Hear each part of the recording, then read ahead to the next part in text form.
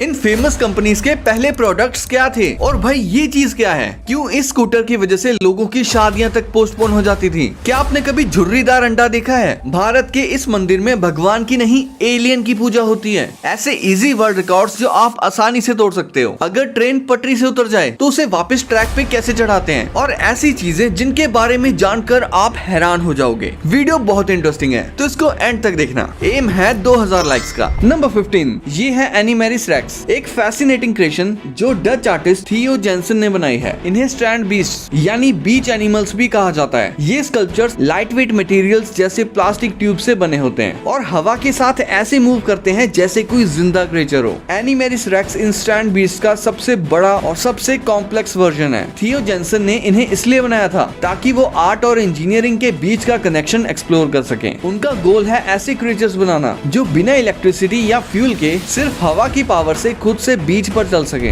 Number 14 1980s में बजाज की इस स्कूटर की वजह से लोगों की शादियां तक पोस्टपोन हो जाती थी। लेकिन फिर ऐसा क्या हुआ कि बजाज को ये स्कूटर बंद करनी पड़ी। 1972 में बजाज ने अपनी पहली स्कूटर चेतक लॉन्च की थी। ये इतनी पॉपुलर हो गई थी कि इसे खरीदने तक के लिए लोगों को कभी कभी 10 साल तक वेटिंग लिस्ट पे वेट करना पड़ता था। रीजन था उस टाइम का लाइसेंस राज, जिसमें बजाज को 1 साल में लिमिटेड स्कूटर्स बनाने की परमिशन मिलती थी। उस वक्त शादियों में चेतक स्कूटर को दहेज का नंबर 1 आइटम माना जाता था और इसके लंबे वेटिंग पीरियड के चक्कर में कई शादियां पोस्टपोन तक करनी पड़ती थी। लेकिन 1980s के मिड में कंपटीशन शुरू हो गया। 1986 में LML ने इटालियन कंपनी पियाजो के साथ पार्टनरशिप करके वेस्पा PX इंडिया में लॉन्च की। चेतक का इंजन साइड माउंटेड होता था जबकि वेस्पा का इंजन रेयर पोर्शन पे था। इसी वजह से वेस्पा इंडियन रोड्स पे चेतक के कंपैरिजन में ज्यादा स्टेबल चलती थी। और सिर्फ इतना ही नहीं, 1980s में यामाहा ई-स्पोर्ट्स और TVS सुजुकी जैसे कोलैब्स ने बाइक लॉन्च करनी स्टार्ट कर दी। मतलब लोगों के पास स्कूटर के अलावा भी बहुत सारे नए ऑप्शंस आ गए। स्लोली चेतक की डिमांड गिरती गई और फाइनली बजाज ने अपनी इस लेजेंडरी स्कूटर को बंद कर दिया। नंबर 13 क्या आपके कानों में भी कभी कभी ऐसी आवाज सुनाई देती है? पर ये आवाज है किस चीज की और कहां से आती है? तो इसको कहते हैं टिनाइटस। एक्चुअली जब भी हम कोई आवाज सुनते हैं तो हमारे कान उस साउंड को इलेक्ट्रिकल सिग्नल्स में कन्वर्ट करते हैं ताकि वो सिग्नल ब्रेन तक पहुंच सके। अब इस प्रोसेस में एक बहुत इंपॉर्टेंट पार्ट काम करता है, कोचिलिया। कोचिलिया के अंदर छोटे छोटे हेयर सेल्स होते हैं जो साउंड के हिसाब से वाइब्रेट करते हैं और उसे इलेक्ट्रिकल सिग्नल में कन्वर्ट कर देते हैं। लेकिन प्रॉब्लम तब होती है जब हम लंबी देर तक बहुत तेज आवाज सुन लेते हैं, जैसे loud music, DJ, factory noise या आसपास जोर से पटाखा बज जाए या जोर से तमाचा। उस टाइम ये हेयर सेल्स डैमेज हो जाते हैं। फिर ब्रेन कंफ्यूज हो जाता है कि साउंड आ कहां से रही है और इसी कंफ्यूजन की वजह से वो अपना ही फेक सिग्नल जनरेट कर देता है और हमें कान में ये वाली साउंड सुनाई देने लगती है। नंबर 12 ये है 130 साल पुराना लैंप, जिसे ना तो बिजली की जरूरत थी और ना ही तेल की। इसे कार्बाइड लैंप कहते हैं। इस लैंप का यूज पहले माइंस में किया जाता था और यहाँ तक कि साइकिल के हेडलाइट के तौर पर भी इस्तेमाल होता था। इसे चलाने का तरीका भी बड़ा इंटरेस्टिंग है। सबसे पहले लैंप के अंदर छोटे छोटे कैल्शियम कार्बाइड के पीसेस डाले जाते हैं, फिर उसमें थोड़ा पानी ऐड किया जाता है। जैसे ही पानी कैल्शियम कार्बाइड से रिएक्ट करता है, एक केमिकल रिएक्शन होता है जिसमें एसिटाइलिन गैस बनती है। ये गैस हाईली फ्लेमेबल होती है और इसी से लैंप जल उठता है एक ब्राइट फ्लेम के साथ। नंबर 11 आइए जानते हैं कि इन बड़ी बड़ी कंपनीज के सबसे पहले प्रोडक्ट्स क्या थे। सबसे पहले बात करते हैं एप्पल की। 1976 में एप्पल का पहला प्रोडक्ट था एप्पल वन कंप्यूटर। ये एक सिंपल बोर्ड कंप्यूटर था जिसमें कीबोर्ड और मॉनिटर अलग से लगाना पड़ता था। स्टीव जॉब्स और स्टीव वोजिनियाक ने इसे अपने गैराज में बनाया था। यहीं से एप्पल की जर्नी स्टार्ट हुई। Next Microsoft. 1975 में माइक्रोसॉफ्ट का पहला प्रोडक्ट था बेसिक प्रोग्रामिंग लैंग्वेज, जो बनाई गई थी ऑल्टेयर 8800 के लिए। ये एक छोटा हॉबी कंप्यूटर था और माइक्रोसॉफ्ट ने इसके लिए सॉफ्टवेयर बनाया। इसी से माइक्रोसॉफ्ट फेमस हुआ। Next Google. 1998 में गूगल का पहला प्रोडक्ट एक सर्च इंजन था जिसका नाम पहले बैकरब था। ये वेबसाइट्स को रैंक करता था बैकलिंक के बेसिस पर। नाम थोड़ा अजीब था इसलिए बाद में गूगल हो गया। आज ये दुनिया का नंबर 1 सर्च इंजन है। Next Amazon. 1994 में अमेज़न स्टार्ट हुआ था ऑनलाइन बुक स्टोर के रूप में। शुरुआत में इस पे सिर्फ बुक्स बिकती थी, लेकिन धीरे धीरे सीडीज, इलेक्ट्रॉनिक्स, कपड़े और आज ग्रोसरीज तक मिलती हैं। Next Nike. 1964 में नाइकी का पहला नाम था ब्लू रिबन स्पोर्ट्स। ये पहले जापानीज रनिंग शूज इंपोर्ट करके बेचते थे, फिर अपने खुद के रनिंग शूज बनाए। इसी से नाइकी स्पोर्ट्स वर्ल्ड में फेमस हुआ और नाइकी का पहला शू था 1972 में वेफर रेसिंग फ्लैट, जिसे मून शू भी कहते थे। इसी से नाइकी स्पोर्ट्स वर्ल्ड में फेमस हुआ। Next Adidas. 1920s में एडिडास का पहला प्रोडक्ट था स्पाइक्ड रनिंग शूज। ये शूज एथलीट्स को बेटर ग्रिप और स्पीड देते थे और इसी वजह से एडिडास जल्दी पॉपुलर हो गया। Next Pepsi. 1893 में पेप्सी का पहला प्रोडक्ट था ब्रैड्स ड्रिंक, जो डाइजेशन के लिए एक रिफ्रेशिंग कोला ड्रिंक थी। लोगों को इसका टेस्ट पसंद आया और 1898 में इसका नाम बदलकर पेप्सी कोला रखा गया। पेप्सी शब्द इंडाइजेशन डाइस पेप्सिया से लिया गया था। Next Coca Cola. 1886 में कोका कोला पहले एक टॉनिक ड्रिंक थी जो सर दर्द की दवाई के रूप में यूज होती थी। लोग इसे मेडिसिन समझकर पीते थे और आज ये दुनिया की सबसे पॉपुलर कोल्ड ड्रिंक है। Next Toyota. 1930s में टोयोटा ने शुरुआत की थी ऑटोमेटिक लूम्स बनाकर, जो कपड़े बुनने की मशीन्स थी। बाद में इन्होंने कार इंडस्ट्री में कदम रखा और आज टोयोटा दुनिया की बड़ी कार कंपनीज में से एक है। Next HP. 1938 में एचपी का पहला प्रोडक्ट था ऑडियो ऑसिलेटर, एक मशीन जो साउंड और फ्रीक्वेंसी टेस्ट करने के लिए होती थी।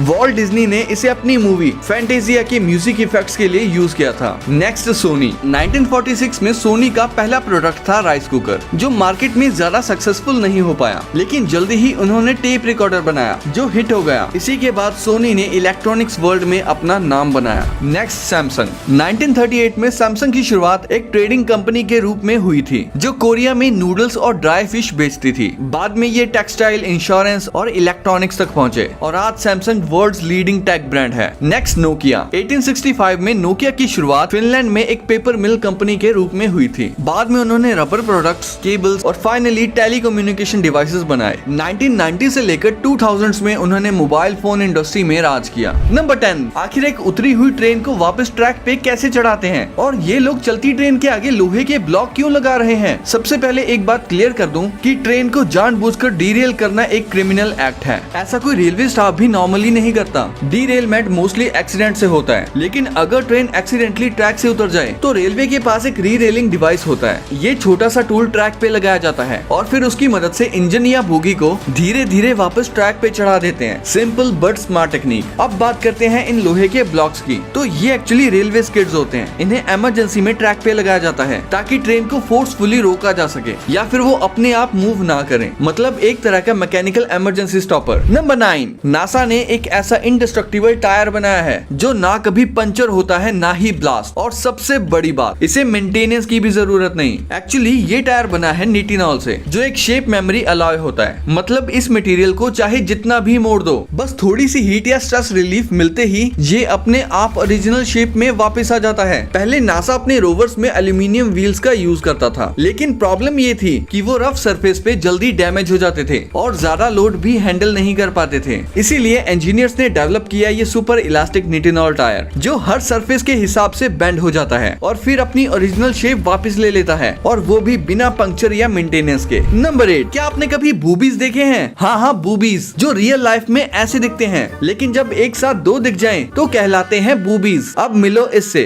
ये है माउंटेन चिकन। सुनने में कोई पहाड़ी चिकन लग रहा होगा, लेकिन असल में ये बड़ा सा फ्रॉग है। साइंटिस्ट ने इसका नाम माउंटेन चिकन इसलिए रखा क्योंकि इसकी बोटियों का टेस्ट बिल्कुल पहाड़ी चिकन जैसा होता है। और अब आती है सबसे क्रेजी वाली फिश। नाम सुन के लगेगा जैसे साइंटिस्ट ने उस दिन ज्यादा पी ली हो, क्योंकि इसका नाम है हड्डी के कान वाली मछली, इंग्लिश में बोनी एयर्ड एस फिश। मतलब सीरियसली ऐसा नाम कौन रखता है यार। नंबर 7। इस गाड़ी को बेचकर मारुति 50,000 करोड़ से भी ज्यादा कमा चुकी है। मैं बात कर रहा हूँ मारुति ओमनी की, जो पहली बार 1984 में लॉन्च हुई थी। उस टाइम पे इसे मारुति वैन कहा जाता था और ये मारुति 800 के 800 सीसी इंजन पर बेस्ड थी। फिर 1988 में इसका नाम बदलकर ओमनी रखा गया। मतलब ऐसी गाड़ी जो हर काम कर सकती है। और भाई ये नाम बिल्कुल सही भी था। लोगों ने इसे फैमिली ट्रैवलर, स्कूल वैन और यहाँ तक कि एम्बुलेंस तक बना दिया। और किडनैपर्स ने खैर छोड़ो, आज तक 20 लाख से भी ज्यादा ओमनी वैन्स बिक चुकी हैं और ये इंडिया की सबसे आइकॉनिक गाड़ियों में से एक बन गई थी। लेकिन 2019 में मारुति ने ओमनी को डिसकंटिन्यू कर दिया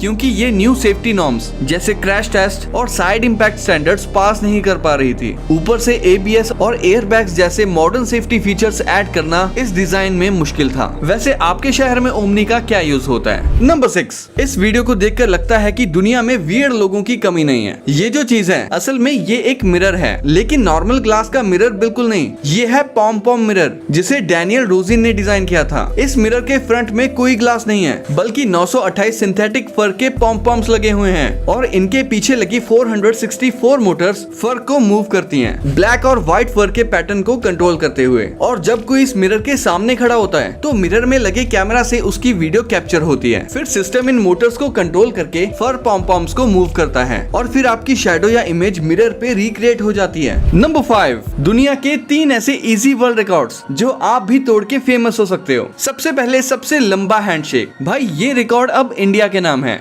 ए श्री दर्शनी और ए पद्मावती ने तमिलनाडु के करूर में 72 घंटे 4 मिनट तक नॉन स्टॉप हैंडशेक करके रिकॉर्ड तोड़ दिया और ये feet Asia book of records ने 2021 में रिकॉर्ड किया था। ये रिकॉर्ड तोड़ने के लिए आपको एक लॉयल दोस्त चाहिए और एक स्ट्रॉन्ग हाथ। फिर ट्राई करके देखना। नेक्स्ट है एक टाइम पे सबसे ज्यादा टी शर्ट्स पहनना। ये रिकॉर्ड कनाडा के टेड हेस्टिंग्स के नाम है, जिन्होंने एक साथ 260 टी शर्ट्स पहनी थी। अगर आप 261 टी शर्ट्स मैनेज कर सकते हो अलग अलग साइजेस की, तो आपका नाम Guinness book of world records में लिखा जा सकता है। नेक्स्ट है सबसे लंबी टीवी देखने की टाइमिंग। ये रिकॉर्ड दर्ज है न्यूयॉर्क के एलेजांड्रो एजे फ्रागोसो के नाम, जिन्होंने 94 घंटे तक नॉन स्टॉप टीवी देखा था। ये रिकॉर्ड तोड़ने के लिए एक दिक्कत है, बिजली गई तो गेम ओवर और बिल आया तो पॉकेट ओवर। तो भाई कौन सा रिकॉर्ड आप ट्राई करोगे? कमेंट्स में बताओ, शायद अगला वर्ल्ड रिकॉर्ड आपके नाम हो। नंबर 4, अगर इस बाइक की टक्कर किसी कार से हो गई फिर भी इसे कुछ नहीं होगा, क्योंकि ये दुनिया की एक ही ऐसी बाइक है जिसे कोई चाहकर भी नहीं गिरा सकता। इस बाइक का नाम है लिट मोटर C1। चाहे आप जितना भी ट्राई करो ये नहीं गिरेगी, क्योंकि इस बाइक में 2 पावरफुल जायरोस्कोप्स लगे हैं जो इसे सेल्फ बैलेंसिंग में मदद करते हैं और 100 किलोमीटर/आवर की स्पीड ये सिर्फ 5 से 6 सेकंड्स में पकड़ लेती है। तो बताओ कौन चाहेगा ये ultimate futuristic bike? Number 3, Bharat के इस मंदिर में एलियन की पूजा होती है। दरअसल ये मंदिर तमिलनाडु के इरावड डिस्ट्रिक्ट के पुडुपत्ती गाँव के पास बना है, जहाँ एक एलियन की मूर्ति स्थापित की गई है। ये इंडिया का पहला एलियन टेम्पल माना जाता है। दरअसल तमिलनाडु के एक व्यक्ति राजा, जिनका असली नाम शमनुगम है, उन्होंने इस टेम्पल को जमीन के करीब 11 फीट नीचे बनाया है। मीडिया रिपोर्ट्स के हिसाब से उनका कहना है कि उन्हें एलियंस ने सपने में दर्शन दिए थे और उसके बाद ही उन्हें ये टेम्पल बनाने का विचार आया। उनका मानना है कि फ्यूचर में एलियंस एकमात्र ऐसे देवता होंगे जो दुनिया को बड़ी आफत और डिजास्टर से बचा सकते हैं। नंबर 2,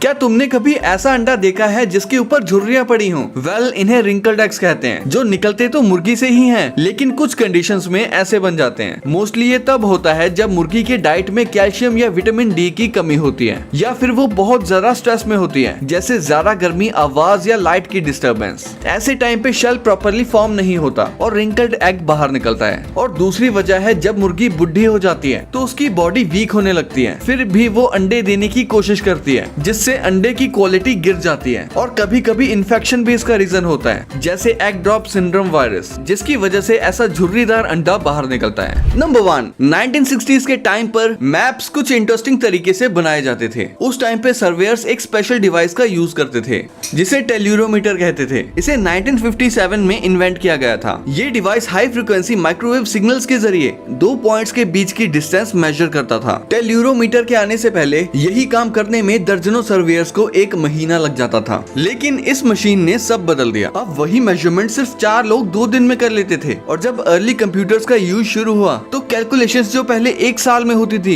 अब सिर्फ कुछ घंटों में कंप्लीट हो जाती थी। कैलकुलेशंस के बाद मैप्स को वैक्स कोटेड ग्लास शीट्स पर ड्रॉ किया जाता था, फिर उनकी फोटोग्राफ्स ली जाती थी, जिससे प्रिंटिंग प्लेट्स बनाई जाती थी और उन्हीं प्लेट से फाइनल मैप्स प्रिंट होते थे। लेकिन आज के टाइम में मैप्स बनाना पूरी तरह से डिजिटल हो चुका है। अब सैटेलाइट्स, जीपीएस टेक्नोलॉजी और एरियल इमेजिंग ड्रोन्स के जरिए पूरी दुनिया के हाई एक्यूरेसी मैप्स सिर्फ कुछ ही मिनट्स में बन जाते हैं, बिना किसी रूलर और वैक्स के। तो ये वीडियो यहीं एंड होती है। ये 2 वीडियोस भी काफी इंटरेस्टिंग है, तो इनको भी देखना। वीडियो पसंद आई तो वीडियो को लाइक कर दो और अभी तक चैनल को सब्सक्राइब नहीं किया है तो सब्सक्राइब भी कर लो। और मैं मिलता हूँ आपसे अगली वीडियो में, तब तक के लिए कीप द नॉलेज।